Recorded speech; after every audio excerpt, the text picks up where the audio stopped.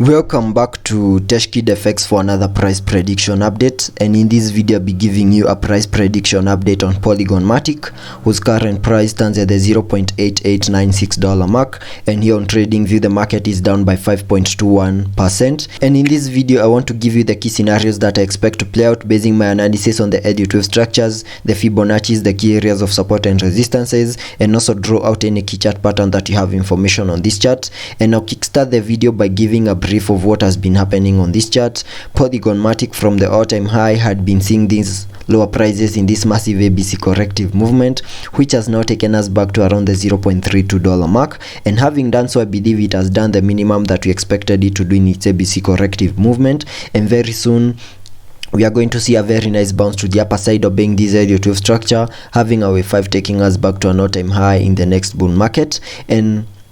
in this Elliot wave structure, I believe we have seen that first wave to the upper side, and whatever we are seeing over here is a retracement to the lower side in the formation of a higher Elliot wave count 2. And jumping to the forward chart so that we can see this better. Here on the forward chart you can see I have this Elliot wave structure in blue, which is the higher Elliot wave count 1 to the upper side, and within that first wave to the upper side, which is an impulsive movement, I expected to see fractal waves in formation within that first wave to the upper side, and I believe that is what we have been seeing here on the Polygon Matic chart. And that movement to the upper side in that Elliot wave structure has been represented here in this Elliot wave structure in yellow, which is a fractal wave within that first wave to the upper side. And if I get a little bit into the details of the formation of this Elliot wave structure so that it can also give us the key scenarios that we expect to play out, after making our low down there we saw a very nice bounce to the upper side, making the high for that first wave, then saw a very nice retracement over here in the formation of a second wave, and after making the low for that second wave we saw a very nice bounce to the upper side in the formation of that wave 3,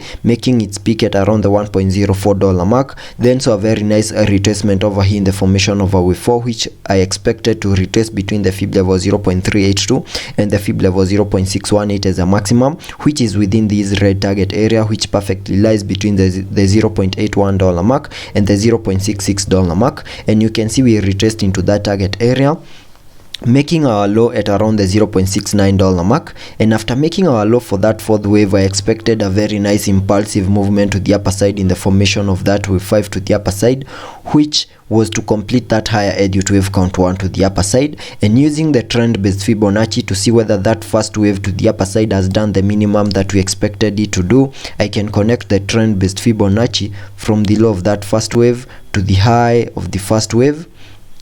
then dragging the fibs to the high of that wave 3. That gives me a minimum target area to the upper side in the formation of that higher Elliot wave count 1 at the fib level 0.618, and that perfectly lies at around the $1.25 mark. And you can see in that movement to the upper side, that is this impulsive movement to the upper side in the formation of this wave 5, we went up to around the $1.3 mark, which means we have fully maximized the target area that I have drawn out here on the chart using the trend based Fibonacci. And after seeing the formation of a higher Elliot wave count 1, I am expecting a very nice retracement over here in the formation of a higher Elliot wave count 2. And before I get into the retracement of that higher Elliot wave count 2, the wave 5 to the upper side was also an impulsive movement where I expected to see fractal waves in formation, and I believe we also saw that structure right here,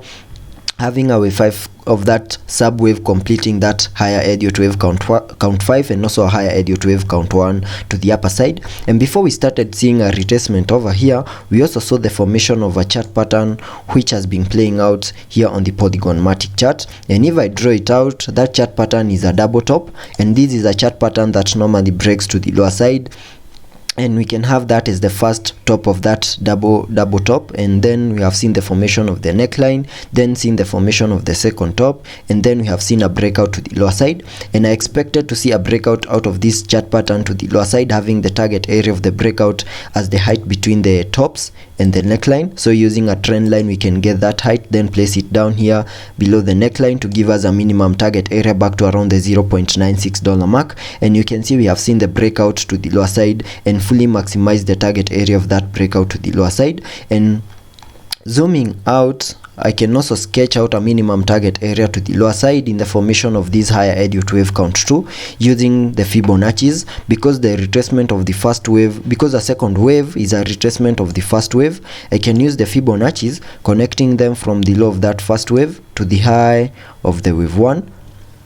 and that gives me a minimum retracement area between the fib level 0.5 and the fib level 0.618, which perfectly lies between the $0.81 mark and the $0.69 mark. And if I remove the Fibonacci's, you can see we have retraced into that target area, and on touching our target area we saw a very nice reaction of the fib level 0.5, and that gave us a bit of a pump to the upper side, managing to break above the key area of resistance at around the $0.95 mark and making a peak at around the $1.5 mark, that is $1.15 mark. And because the second wave is a corrective wave, I'm also expecting to see an ABC corrective movement play out over here, and I believe that is what is playing out over here, having these as the wave A.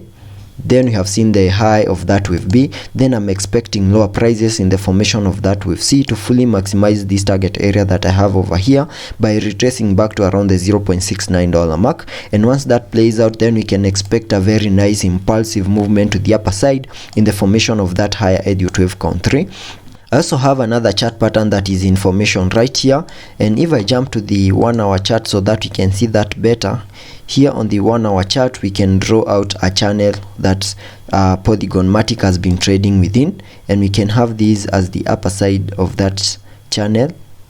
Then we have also seen the lower part having more than 3 touch points, and you can see within we have been trading within this descending channel, and there is a possibility in case we break out of the channel to the lower side, then that movement, there is a possibility of it taking us lower into this target area and maybe fully maximize the target area by going back to around the $0.69 mark. And once that plays out, then we can sketch a nice movement to the upper side in the formation of that higher Elliot wave count 3 to the upper side. So let's be patient and see how that plays out and continue watching those key areas of support and resistances, and also those chart patterns that I have drawn out here on this chart. Also taking a look at the indicators here on the 4 hour chart. On the 4 hour RSI,